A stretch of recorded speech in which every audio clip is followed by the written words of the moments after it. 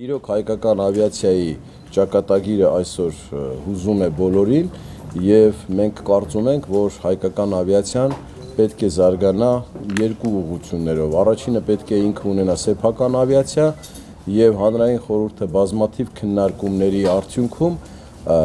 հանգել է այն եզրակացության, որ Հայաստանը պետք է ունենա երկուսից ավելի ավիափոխադրողներ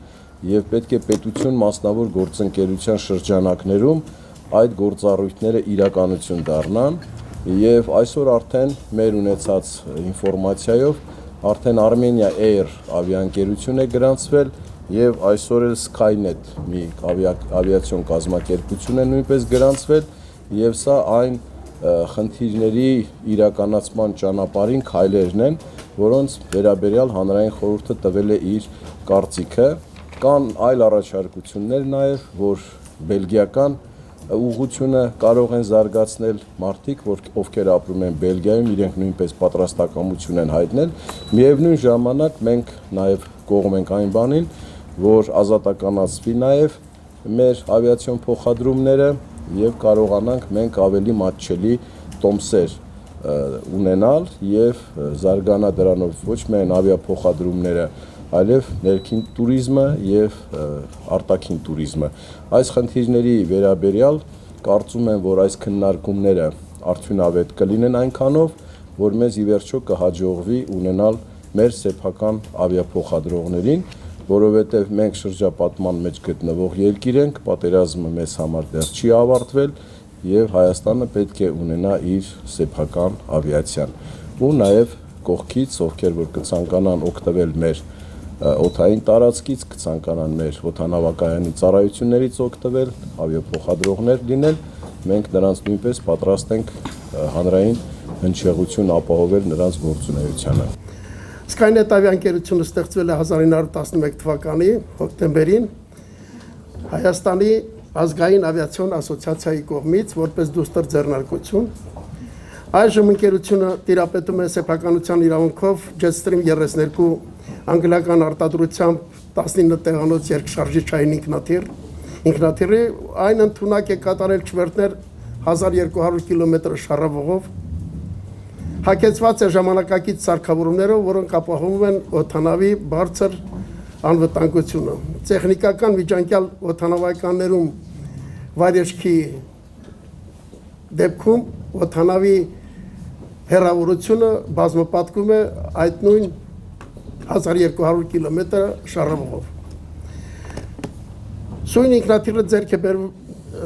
ձեռք բերման գործում մեջ աջակցություն է ցուցաբերել պարոն Էդուարդո Էրնեկյանը,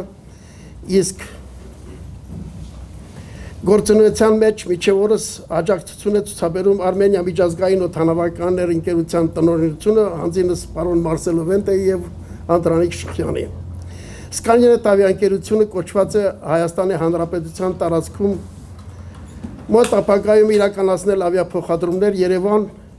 Ղափան Երևան, Երևան Գյումրի Երևան, Երևան Ստեփանավան Երևան ուղղություններով եւ նախկինում ՀՀ տարածքում օդանավակայանների վերանորոգման դեպքում, որոնք սարքվել էին, պատրաստվել էին ԽՍՀՄ-ի օրոք, նկատի ունեմ Գորիսի օդանավակայանը եւ մյուս օդանավակայանները կարող ենք նաև չվերթներ կատարել այդ ուղղությամբ։ Ուրեմն ասեմ, որ Skynet ավիաընկերությունը պատրաստ է այժմ չվերթներ իրականացնել եւ իրականացրել է մեկ չվերթ, այսպես ասած, հարսանեկան չվերթ։ Մենք առաջարկել ենք այսպիսի փաթեթ ծառայությունների մեջ, որ հարսանյաց հանդեսների մեջ կարելի է մտնել այդ ծառայությունը, որ 19 տեղանոց ինքնաթիռով մենք կատարենք շրջագայություն Հայաստանի տարածքում,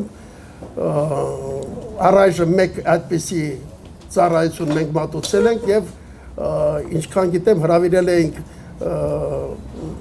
որոշ հեռուստա լրագրողների, բայց եկավ միայն Միր ընկերությունը, Միր հեռուստա ընկերությունը եւ Ֆոտոլուր գործակալությունը եւ արկա գործակալությունը։ Ես մտածում եմ, որ օդանավակայանները կարող են վերագործարկվել Ղափանից բացի Գորիսում կարող են վերագործարկվել նաև այնպիսի մեր Հայաստանի տարածքում ինչպիսիք են Եղեգնաձորը, որոնք նախկինում ԽՍՀՄ-ի ժամանակ գործում էին,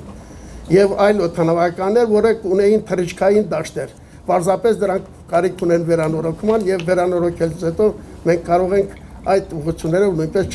թռիչքներ կատարել։ Պատվերներ ունեք մինչ այդ։ Առայժմ չէ, բայց հաստատ համոզված ենք, որ պատվերներ կլինեն, հետո մենք կատարենք, եթե այդպիսի կառավարության ծրագիր լինի, մենք մտածում եմ, որ կարող ենք ձեռք բերել նաև երկրորդ ինքնաթիռը եւ կատարել ռեգուլյար կանոնավոր չվերթներ։ Ինչ արժեքն է։ Արժեքի մասին է ծառայությունները։ Ծառայությունների արժեքի մասը առայժմ ես ասեմ, որ մեր ինքնաթիռի թռիչքային ժամը կազմում է 1670 ԱՄՆ դոլարին համարժեք դրամ։ Ինքնաթիռը բավականին ծախսատար է եւ սպասարկվում է եվրոպական ավիաընկերություններում, որոնք այդ օդանավի վերանորոգման թույլտվություններ ունեն։ Դրանք են Շվեդիան, նախկին սովետական միության տարածքում դա Էստոնիայում է, Գերմանիայում, Հունաստանում եւ այլն։ Որտեղից եք ձեռք բերել այդ ինքնաթիռը, ինչ վիճակում է։ Ինքնաթիռը ձեռք են բերել Նոր Զելանդիայից, ինքնաթիռի վիճակը այժմ վերանորոգումից հետո թռիչքային վիճակում է եւ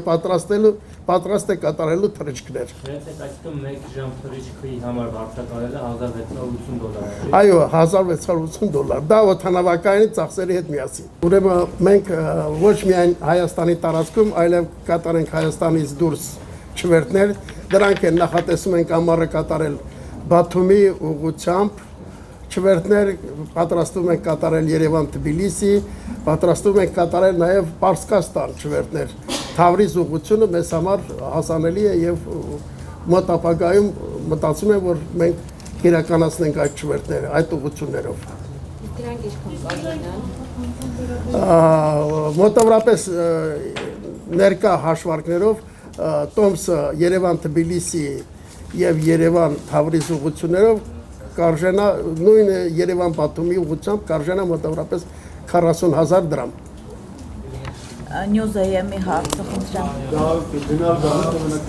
Չեմ մենակ գնալու։